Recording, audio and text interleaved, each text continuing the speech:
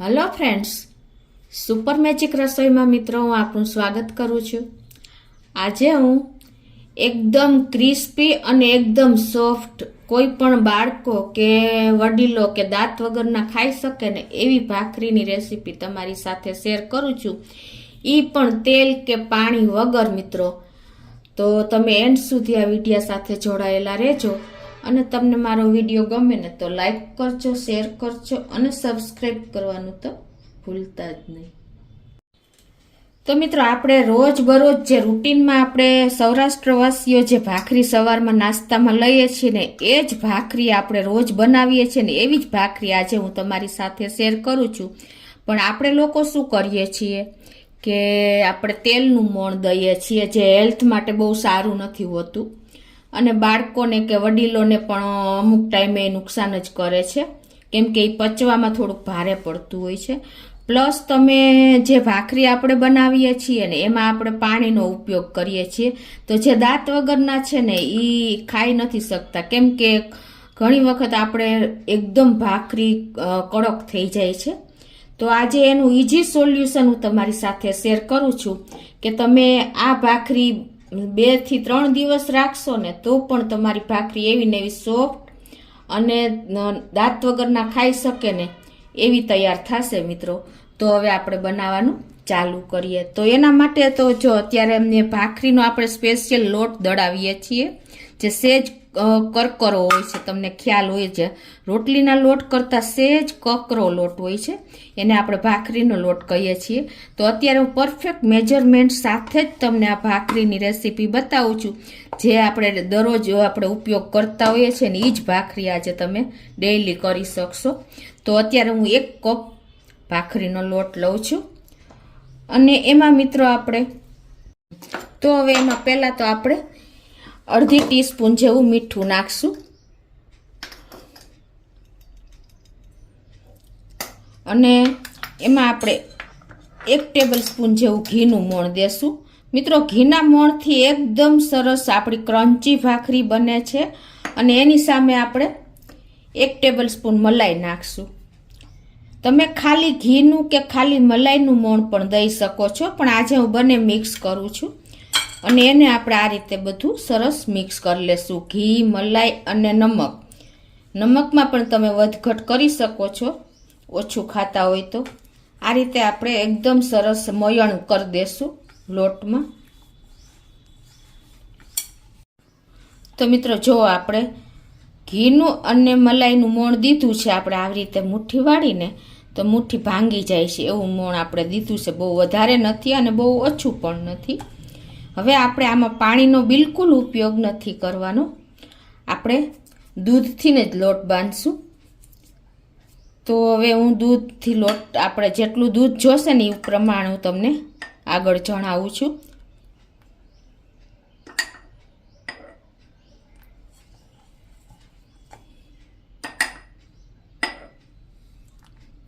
આ ભાખરી તમે સાંજે કરી હોય ને તો સવારમાં, બીજે દિવસે, બપોરે પણ એવી ને એવી સોફ્ટ અને ક્રન્ચી લાગશે મિત્રો।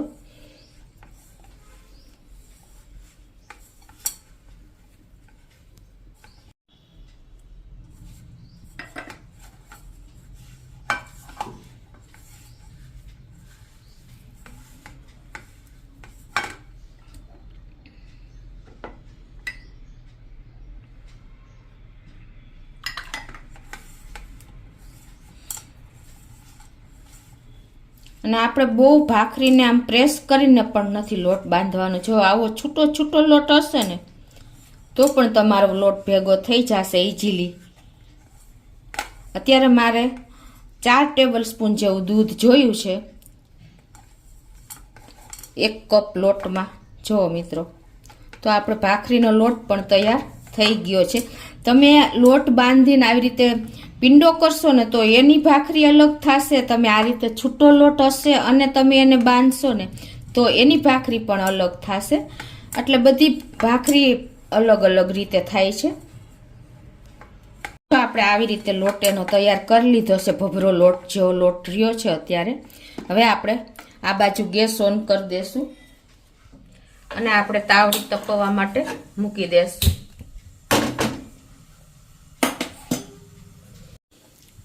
હવે આમાંથી આપણે 3 ભાખરી બનાવશું 1 કપ લોટમાંથી, નાની નાની. તો આ રીતે આપણે લોટને પહેલાં હાથેથી આ રીતે તૈયાર કરી લેશું લુઓ.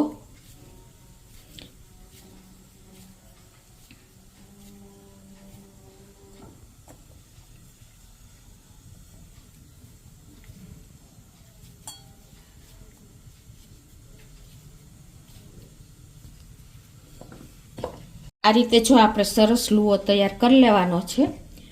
અને હવે એને આપણે આ રીતે વણી લેશું. સેજ તમારી ભાખરી ફાટે તો જ ભાખરી કહેવાય. રોટલીનો લોટ હોય ને તો આપણે ન ફાટે, બાકી ભાખરીમાં તો તમારે બોર્ડર ફાટવાની જ હોય. અને જો તમને બહુ એવું લાગે કે ભાખરીનો વધારે પડતી આગળ ફાટે છે તો તમારે આટલું વણી અને પાછું આપણે જેમ રોટલીને આવી રીતે લૂવું કરીએ છીએ ને એમ લૂવું કરી લેવાનું. અને પછી તમારે આપણે આ અંગૂઠો અને આ આંગળી પેલી એનેથી આપણે આ રીતે તૈયાર કરી લેવાનું લૂવું. જો એ બિગનર્સ હશે ને એ લોકોને હજી ભાખરી બનાવતા ફાવતી નથી હોતી તો તમને મેં શીખવાડ્યું એમ અંગૂઠો અને આ આંગળીનો ભાગ આ રીતે તમારે જો લૂવું તૈયાર કરી લેવાનું. એટલે તમારી ભાખરી વધારે પડતી ફાટશે નહીં. જો મિત્રો થઈ ગયું ને એકદમ સરસ લૂવું. હવે એને તમારે વણી લેવાની છે. આ હું બિગનર્સ લોકો છે કે જે સ્ટુડન્ટ હોસ્ટેલમાં રહે છે અને હાથે ભાખરી બનાવવાની થાય છે ને એના માટે હું આ વિડીયો શેર કરું છું.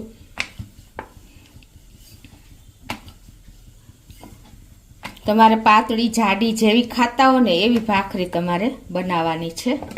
હવે આ બાજુ આપણી તાવડી તપી ગઈ છે અને ગેસની ફ્લેમ આપણે મીડિયમ જ રાખશું અને એમાં આપણે આ ભાખરી નાખી દેશું. 1 મિનિટ થઈ ગઈ છે અને આપણે જોઈ લેવાની કે આપણી ભાખરીની ડિઝાઇન સરસ પડી ગઈ છે. જો ન પડી હોય ને તો તમારે આ રીતે સેજ બીજી વાર પણ ગેસની ફ્લેમ જે રીતે રાખી હોય ને ત્યાં આપણે આવી રીતે ગોઠવી દેવાની.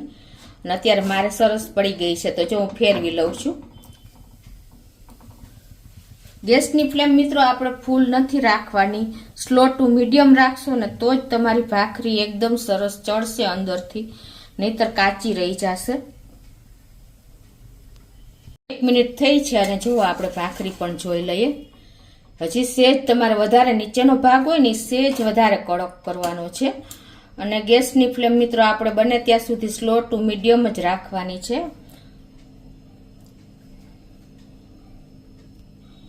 તો જો આપણે 2 મિનિટ જેવું થયું છે અને આપણી ભાખરી એકદમ નીચેનો ભાગ જો કડક થઈ ગયો છે.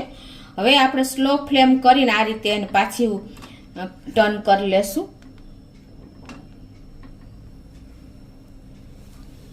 મિત્રો આ રીતે તમારે ન ચોળવવી હોય ને તો તમે ડાયરેક્ટ ગેસ ઉપર પણ આ રીતે તૈયાર કરી શકો છો. આ રીતે અને આ રીતે એકદમ જો આપણી ભાખરી સરસ કૂક થઈ ગઈ છે, તમને ખ્યાલ આવી જતો હશે.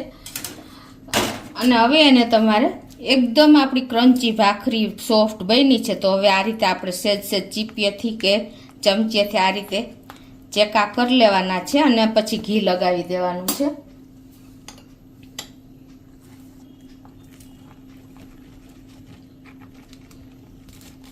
એ જ રીતે જો હું આ 2 ભાખરી બીજી છે એ તૈયાર કરી લઉં છું. તો મિત્રો જો એકદમ સોફ્ટ અંદરથી અને ઉપરથી ક્રિસ્પી જો એવી ભાખરી આપણી તૈયાર થઈ છે. અને તમને ખ્યાલ આવી જતો હશે. જો તોડી તો એકદમ બિસ્કિટ જેવી ભાખરી થઈ છે.